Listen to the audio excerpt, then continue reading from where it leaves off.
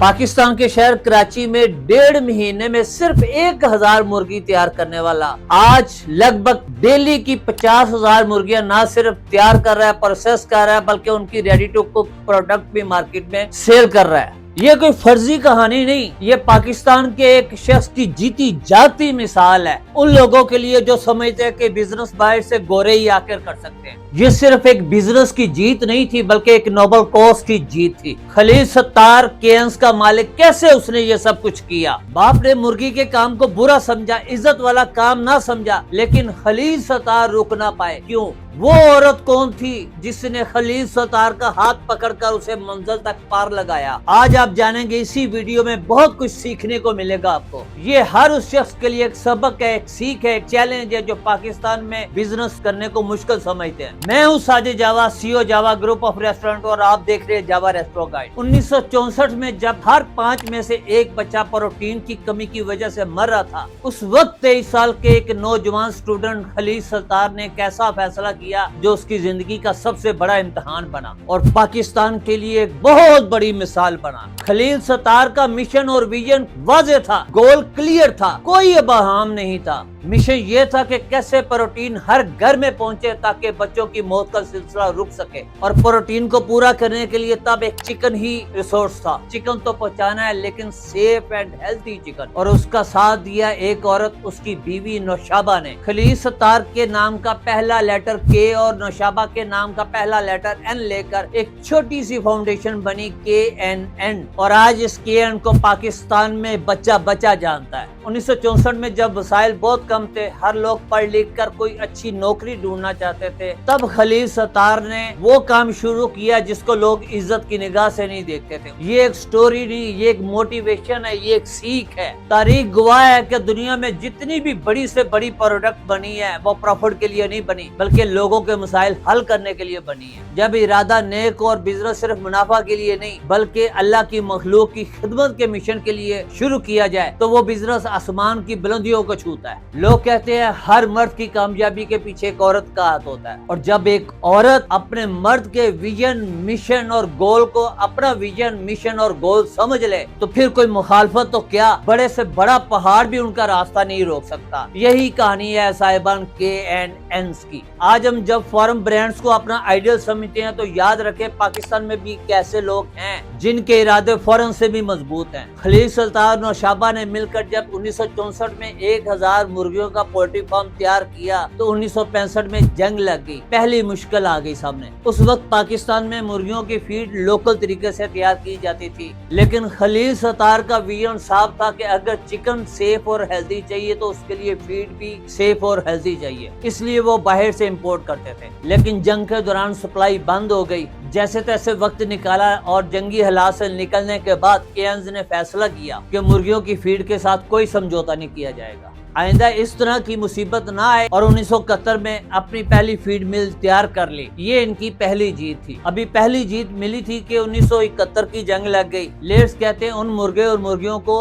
جن کی وجہ سے انڈے پیدا ہوتے ہیں، اور انڈے سے برائلر چکن تیار ہوتا ہے، اور برائلر چکن انڈے نہیں دیتا۔ جیسے جیسے مصیبت سامنے آتی گئی انہیں موقع ملتا گیا۔ تب خلیل ستار نے 1974 میں ایک امریکن کمپنی کے ساتھ پارٹنرشپ کر کے لیئرز کا پیرنٹ سٹاک بھی پیدا کرنا شروع کر دیا۔ اس دور میں کینز صرف مرغی پالنے والا پولٹری فارم ہی نہیں، اپنی فیڈ خود پیدا کرنے والا اور اپنی لیئرز بھی خود پیدا کرنے والا، پولٹری کی پوری سیلف ڈیپینڈنٹ ویلیو چین بن رہا تھا۔ 1980 سے لے کر کینز کا بزنس بڑی تیزی سے گرو ہو رہا تھا، لیکن قدرت کو بھی کچھ اور ہی منظور تھا۔ قدرت انسان کو بار بار آزماتی ہے۔ 1990 میں نیو کیسل کے نام سے ایک مرغیوں میں بیماری پھیلی جس نے بڑے بڑے برج الٹ کر رکھ دیے، لاکھوں کروڑوں مرغیاں تباہ ہو گئی، ضائع ہو گئی۔ یہ وار اتنا شدید تھا کہ کینز تقریباً تباہی کے دہانے پر پہنچ گیا تھا۔ کہتے ہیں نا کہ ہر مصیبت ایک نیا موقع، ایک نئی اپارچونٹی لے کر آتی ہے، بس آپ اپنے ارادے میں سچے ہوں، اپنے ویژن اور مشن سے پیچھے نہ ہٹیں۔ اس واقعے سے ان کو ایک نیا آئیڈیا ملا۔ انہوں نے فیصلہ کیا کہ مرغی کو ذبح کر کے پروسیسڈ چکن میں یعنی کہ गोश्त की शक्ल में सेल किया जाए, और ये केएनएस का पहला कदम था। शोमई किस्मत देखिए कि 2001 में बेल्जियम की आल्टर कंपनी ने पाकिस्तान में जदीद प्रोसेसिंग प्लांट लगाया हुआ था प्रोसेस चिकन के लिए। कंपनी पाकिस्तान में चल ना सकी, यहाँ के हालात से सर्वाइव ना कर सकी, उन्होंने औने पौने अपनी सारी मशीनरी केएनएस के हवाले कर दी। वो एक जदीद लेटेस्ट टेक्नोलॉजी वाली प्रोसेस चिकन की मशीन थी, जिसमें चिकन के स्टार्ट से लेकर एंड तक तमाम काम ऑटोमेटिक तरीके से होते थे। ये केएनएस के लिए बहुत बड़ी कामयाबी थी। इससे केएनएस ने अवाम के लिए ready to cook healthy and safe chicken बनाने के लिए काम शुरू कर दिया।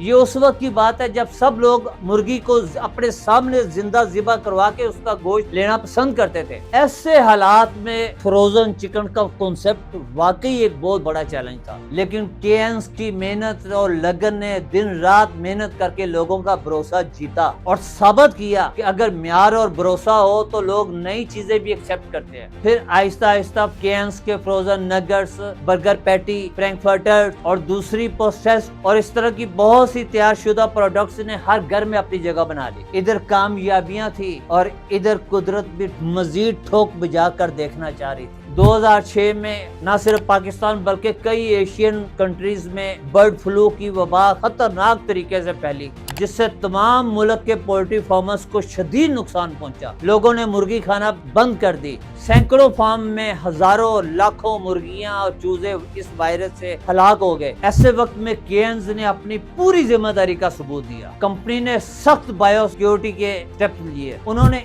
एक एक मुर्गी की सेहत पर नजर रखी, कड़ी नजर रखी, और जो मुर्गी इफेक्टेड थी उसको सेपरेट कर दिया। उन्होंने ये यकीन दिलाया कि केएनएस का हर product healthy and safe chicken के विजन और मिशन के मुताबिक महफूज है। इस ट्रस्ट बिल्डिंग का नतीजा ये निकला कि कंपनी न सिर्फ इस बहरान से निकली बल्कि लोगों का एतमाद और भरोसा मजीद इस कंपनी पर बढ़ गया। जब कोई इंसान कामयाब होता है तो वहाँ पे मुखालफिन की तादाद भी बढ़ना शुरू हो जाती है, और यही कुछ हुआ इनके साथ। कुछ अनासर ने ये अफवाह फैला दी कि केएनएस का चिकन हराम है, हलाल नहीं है, क्योंकि मशीनों पर तैयार हो रहा है। सादा लोग अवाम शक में मुब्तला हो गए और एक मरतबा फिर केएनएस पे क्राइसिस आए। लेकिन केएनएस ने अवाम की इन अफवाहों को नजरअंदाज नहीं किया, बल्कि इसको भी अपने लिए एक अपॉर्चुनिटी, एक मौका समझा और पूरी ट्रांसपेरेंसी के साथ जवाब दिया। इसकी तस्दीक के लिए जामिया नईमिया और जामिया अशरफिया के मोतबर इदारों से अपना ज़बीहा प्रोसेस को ऑडिट करवाया, जिन्होंने फिर अवाम का शक दूर किया कि तमाम मुर्गियां हाथों से इस्लामी तरीके से ज़िबा होती है। यूं एक बार फिर र्यूमर्स का खात्मा हुआ और अवाम का ट्रस्ट मजीद बढ़ गया।